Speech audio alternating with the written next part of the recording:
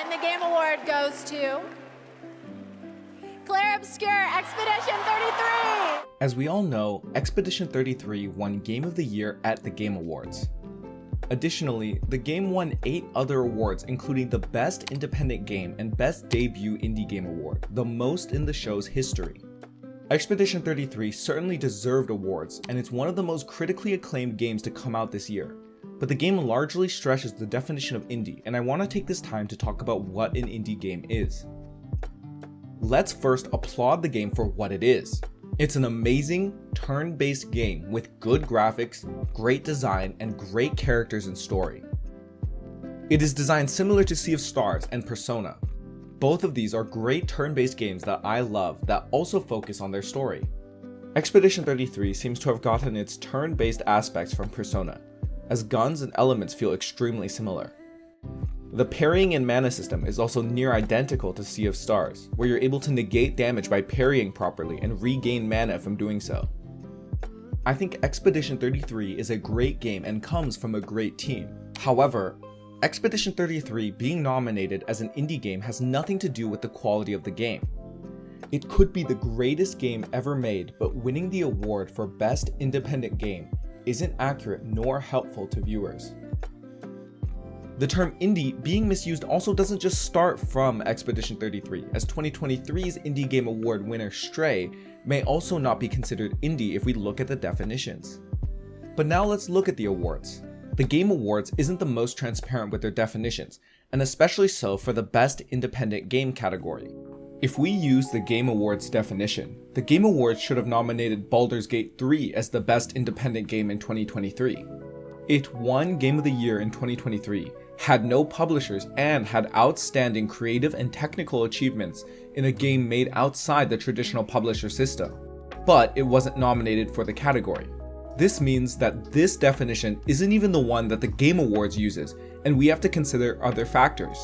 I'll be talking more about Baldur's Gate 3 later.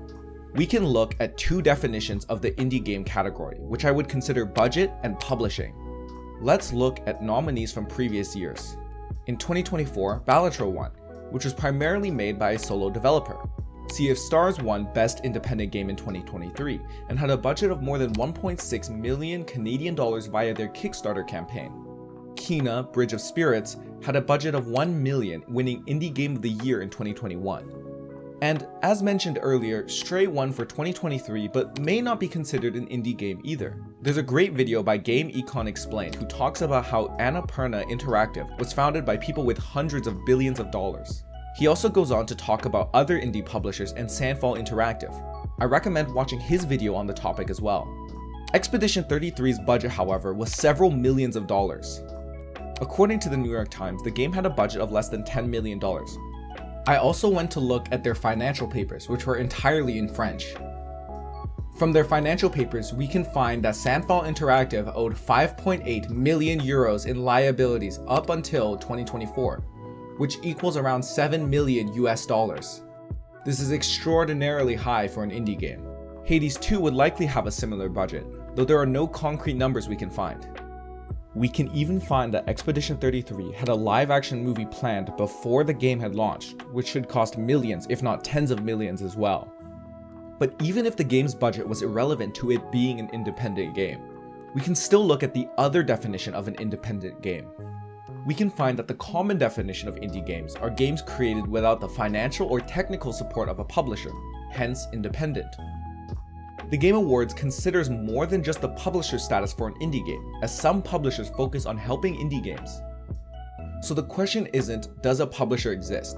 But rather, it's how independent the game still remains.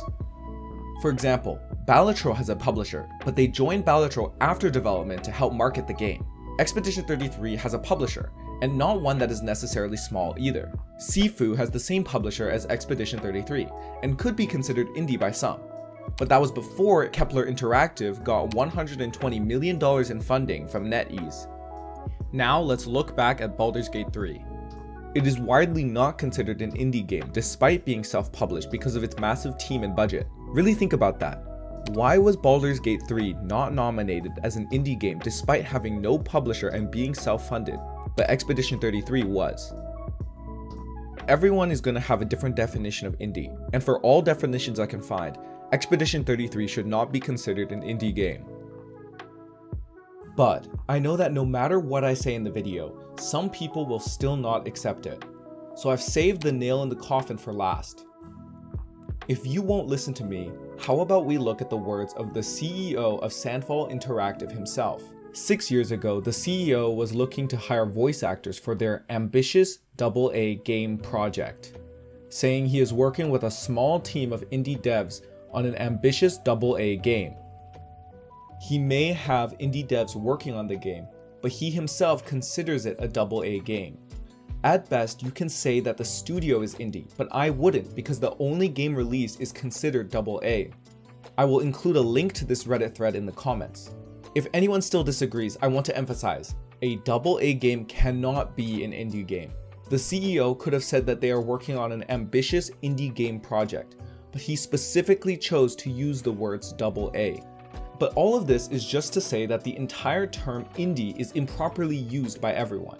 And I think Expedition 33 highlights that here. There's an amazing article on the topic of indie versus AA versus AAA games by Hushcrasher. In that article, they instead classify games by their game size and credits count. They mention that AA games have multi-million-dollar budgets and are developed by large teams with hundreds of credited individuals, including contractors, which perfectly describes Expedition 33. They also remove the term indie, as they dub it the most confusing term ever in video games, and replaces it with 2 words instead, being K and meaty. They rightly point out that a quarter of AAA games are self-published like Cyberpunk 2077, Assassin's Creed, and GTA, and that a quarter of the typically considered indie games have a publisher. I recommend reading the article yourself, as I think the author did a great job classifying games and giving more information like common types of indie and AAA games. This is the problem with the term indie. It has become a buzzword rather than a real qualifier. It's not that Expedition 33 marketed itself as indie, it's that everyone else did. The New York Times article about their budget claims that Sandfall wanted to prove that indie studios were capable of making prestige games. The Game Awards claimed it to be the best debut indie game and best independent game. They are selling a David vs. Goliath narrative, which isn't quite true. They have much lower budgets and team sizes than AAA games, let's not get that twisted. But games like Expedition 33 are not the underdog that the narrative is painting, pun intended. If we're focusing on the Game Awards, I'd also want to talk about Vetinad, the developer for the game Megabonk. This year, Vetinad withdrew their nomination of Debut Indie Game because they have made games under different names, meaning Megabonk is not their debut game. While Sandfall Interactive may have debuted with Expedition 33, it is by no means the developer's first game either. Famously, the creative director and lead programmer were both former Ubisoft developers. Experience with games isn't a bad thing, and it likely helped Expedition 33 to become one of the best games this year, but it does change what a debut indie actually means. If we look back at the Reddit post from before, they claim to be seasoned game developers who have already worked on AAA titles. On Sandfall Interactive's own website, it says that their lead programmer worked at Ubisoft and shipped multiple AAA games. If the Game Awards respects Vetinad's honesty, then they should look at Sandfall Interactive's team as well. To recap, Expedition 33 has a $10 million budget, is published and partially funded by a publishing company which has received more than $120 million in funding itself, which should be more than enough to show that it does not fit in an indie game category. Rock Paper Shotgun has an article on Expedition 33 with a great quote. It has the good game sauce and clearly came from a place of love, inspiration, and the desire to tell a story. But celebrating the wrong things, or the right thing with the wrong information, always feels a bit hollow. So why does it even matter if Expedition 33 is an indie game or not? Honestly, it doesn't. It's a vague term which isn't widely agreed on by anybody. I hear enough people tell me what should and shouldn't be considered a Souls-like to know that these gaming terms will always be disagreed on. But these present a bigger problem at these big Game Award shows. The Game Awards themselves had more than 154 million viewers worldwide in 2024. It has a huge viewership, and an important aspect of it is the gaming community. Focusing 9 awards on one game isn't helpful to any viewer. It may reaffirm existing fans that their favorite game is good, but it isn't helping the gaming community get visibility to underseen games. The Game Awards have great categories like innovation and accessibility, games for impact, community support, and indie games. Indie games especially need the help and visibility because these awards can help developers grow and allow new communities to discover games. Balatro is one of my favorite games of all time, and I originally played it in beta, so I'm glad it has gotten the attention it deserved, no doubt helped by the Game Awards. So recently, the definition has been stretched for what counts as indie games in the most recent awards. These categories should be focused on giving attention to underloved games. That's the point of the award. We shouldn't be looking at these big budget games as a game that is possible to be made with hopes and dreams. These games are huge projects spanning many years by massive amounts of people. Even if their core team is small, they each had millions in funding. They should be applauded for their accomplishments as amazing games, but cannot be compared to indie games worked on with a small budget and few members. And that's all for Expedition 33. I may make a follow-up video analyzing which awards Expedition 33 actually did deserve out of the 9 it won, purely based on my own criteria. So if you're interested, let me know. I love turn-based games and may talk about more of these on the channel if there's interest.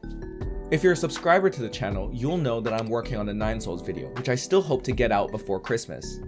But I wanted to make this short video talking about Expedition 33 because of the Game Awards. Let me know any thoughts you have on the subject in the comments below, and subscribe to see more of my content. See you all in another video.